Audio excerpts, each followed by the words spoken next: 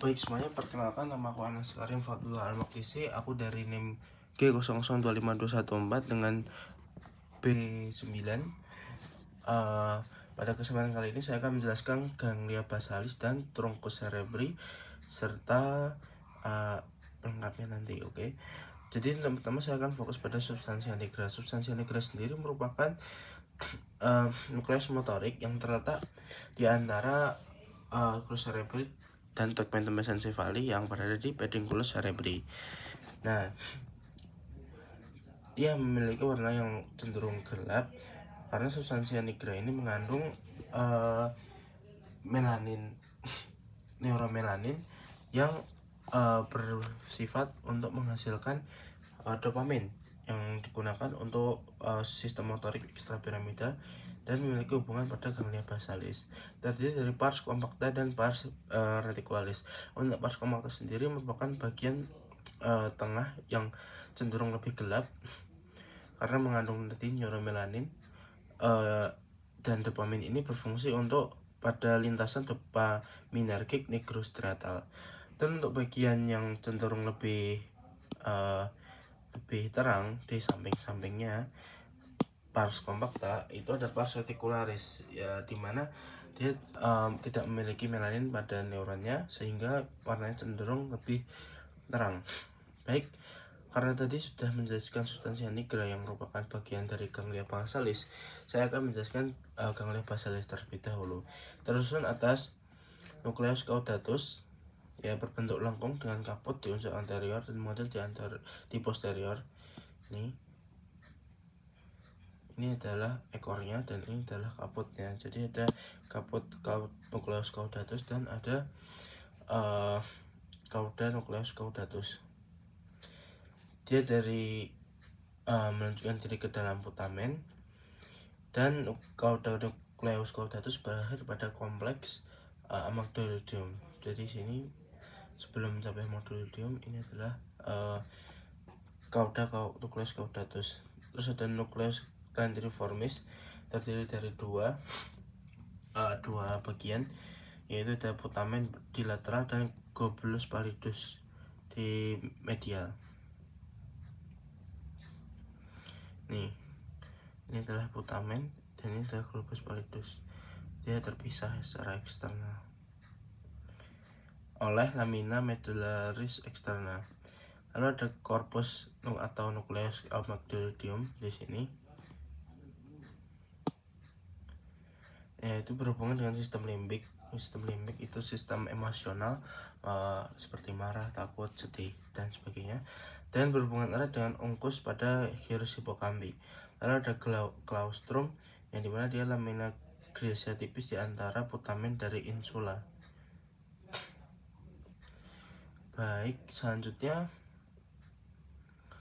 ini ada organisasinya. Jadi nucleus caudatus, putamen, baru globulus pallidus, nanti menuju ke lenticulum nucleus, caudatus nucleus dan putamen ke akan membawahi striatum membawahi corpus striatum akan menjadi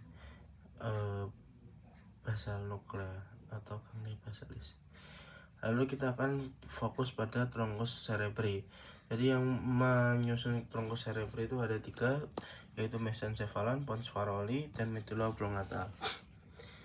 Nah, untuk mesencephalon tadi sudah kita bahas. Jadi untuk mesencephalon itu ada tiga kompartemen yang utama, yaitu pedunculus cerebri, aqueductus mesencephaly, dan tectum mesencephaly.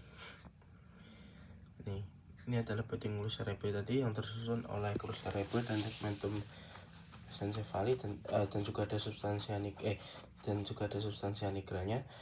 Lalu ada tectum mesencephaly ada di bagian bawah aqueductus mesencephaly, di mana aqueductus mesencephaly ini bertujuan untuk menghubungkan antara ventricle tracheus ke quartus untuk saluran LCS atau liquid cerebrospinal.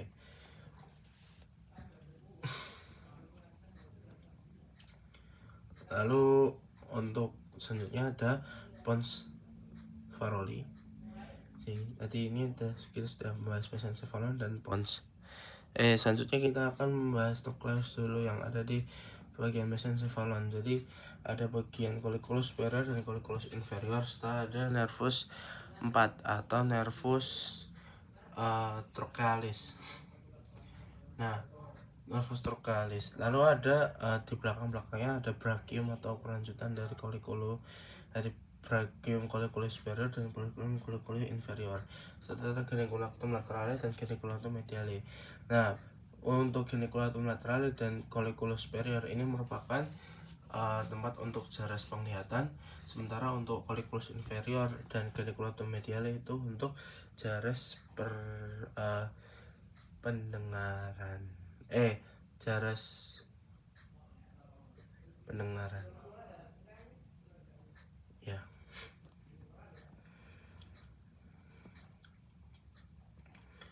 Lalu untuk pons Farolli kita akan membahas pars basilaris dan pars tegmentalis. Basicnya pars basilaris itu bagian depan dan tegmentalis itu bagian belakang atau ventral dorsal. Untuk pars basilaris kenapa disebut dengan pars basilaris? Karena dia merupakan tempat ada suatu sulcus yang bernama sulcus basilaris pontis, di mana akan dilewati oleh arteri basilaris yang merupakan dari gabungan antara arteri vertebrae dexter et sinister.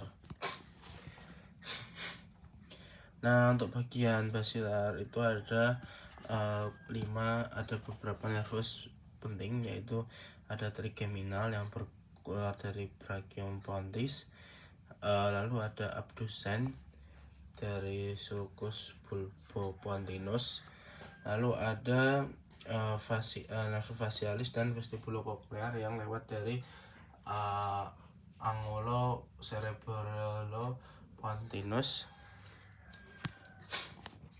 Lalu untuk bagian belakangnya dibagi dua menjadi pars tegmentalis pontis dan pars facies dorsalis medulla oblongata. Nah, di sini ada sulcus medianus posterior, colliculus facialis, striae medullaris, dan sulcus limitans. Colliculus facialis itu merupakan genu interna nervus facialis dan nucleus nervi abducens. Sementara untuk striae medullaris tempat nucleus vestibularis dan cochlearis serta salivatorius. Ini ya, ini sulcus ini striae medullaris dan ini sulcus limitans. Lalu selanjutnya saya akan membahas dengan medulla oblongata, bagian terakhir dari truncus cerebri, yaitu ada aspek eksternal dan internal. Kalau eksternal kita akan bagi dari depan dan belakang atau ventral dan dorsal. Yang pertama kita akan membahas bagian ventral. Di sini ada nervus yang keluar, ada glossopharyngeal, vagus, epiglottis dan accessorius. Jadi yang atas ini hipoglossus, yang atas dari yang lebih dorsal itu ada glossopharyngeal, vagus, accessorius, dan terakhir baru hipoglossus lebih depan. Nah, terus ada juga piramis dan olive. Piramis itu adalah penonjolan karena pendesakan tractus piramis atau corticospinalis, dan oliva yang merupakan penonjolan karena pendesakan dari nucleus olivarius yang inferior. Nah, lalu ada sulcus ventrolateral yang terlewati oleh nervus vagus ini. Lalu ada decussatio yang merupakan pemisah tractus pyramidum. Lalu untuk bagian ventral kita di sini ada tuberculum cuneatum, tuberculum graciae, fasciculus cuneatus, fasciculus gracilis, sulcus medianus posterior, trigonum nervus hypoglossy, dan trigonum nervus vagi. Dan pusat vasomotor kardiorespiratory itu ada trigonum nervus vagi dan trigonum nervus hypoglossy. Sedangkan fasciculus cuneatus merupakan mengatur somatosensorik ekstremitas atas, sementara gracilis mengatur somatosensorik ekstremitas bawah. Oke, untuk bagian aspek internal pada medula oblongata, di sini ada kompleks nuklear olivarius, nukleus ambiguus fokus pada motorik, nukleus somatik seperti nukleus somatik motorik nervus 9 dan 10 serta 11 dari glossus pharyngeal, vagus dan aksesorius. Lalu untuk ada juga nervus tractus solitarius sensorik, nervus 7, 9 dan 10, nucleus dorsalis nervus vagus serta nucleus nervus hypoglossus. Ini untuk gambarnya pada aspek internal kayak nukleus atau perkumpulan badan pada CNS atau Central Nervous System. Untuk bagian ini sudah selesai. Selanjutnya kita akan fokus pada vaskularisasi cerebri ya. Jadi ada circulus arteriosus Willisi. Nah, ini ada beberapa bagian yang membentuk circulus arteriosus Willisi ini. Untuk yang utama kita akan fokus basilar dulu. Jadi ada dua arteri vertebralis dexter sinister menjadi arteri basilar yang akan memvaskulasi tronkus cerebri, kemudian bercabang menjadi arteri posterior cerebri posterior. Dua arteri cerebri anterior dihubungkan oleh comunicans anterior. Ini dari basilar menjadi cerebri posterior. Terus nanti posterior juga akan membentuk communicating arteri bersama cerebri medial. Cerebri medial ini juga berhubungan dengan carotis interna dan secara langsung juga berhubungan dengan arteri cerebri anterior. Lalu arteri cerebri posterior dan cerebri medial dihubungkan oleh communicans posterior. Baik, selanjutnya saya akan menjelaskan beberapa nervus yang keluar dari bagian pons. Jadi ada nervus facialis, dari nervus trigeminus, abducens, facialis, dan vestibulococlear. Untuk trigeminus sendiri, dia keluarnya dari brachium pontis. Untuk abducens dari sulcus pulpopontinus. Untuk facialis dan vestibulococlearis itu keluar dari angulus pulpopontinus dan angulus cerebellopontinus, dua-duanya seperti itu. Jadi trigeminus itu 5, abducens itu 6, facialis 7, vestibulococlear itu 8. Nah, ini ada untuk alurnya. Jadi untuk trigeminus dulu, nanti ada trigeminus dibagi dari V1, V2, V3. Untuk V3 itu kita karena maksila jadi fokus untuk mastication atau mengunyah, muscle otot untuk mengunyah. Lalu nervus trigeminal ini merupakan campuran dari motorik sensorik sehingga dia merupakan GSE dan GSA atau general somatic efferent dan general somatic afferent. Ya kan, dari untuk juga sensorinya itu dari nervus V1, V2, V3. Ada bagian wajah, scalp, dan kornea pada mata. Lalu nervus abducens atau 6 itu motorik dan general somatic efferent. Fokusnya pada lateral rectus musculus rectus lateralis untuk abduksi mata ketika menggerakkan. Lalu untuk nervus facialis atau nervus 7 merupakan motorik, sensorik, dan parasimpatis. Untuk motorik sendiri buat gerakan ekspresi wajah, gerakan otot untuk menghasilkan ekspresi wajah. Lalu ada sensoriknya itu buat perasa dan parasimpatis pada 2/3 anterior mulut, lidah itu buat perasa, serta ada glandula lacrimal dan sublingual. Untuk nervus 8 atau vestibul koklear, dia SSA atau Special Somatic Afferent. Jadi yang berfokus untuk penglihatan, pendengaran, dan keseimbangan.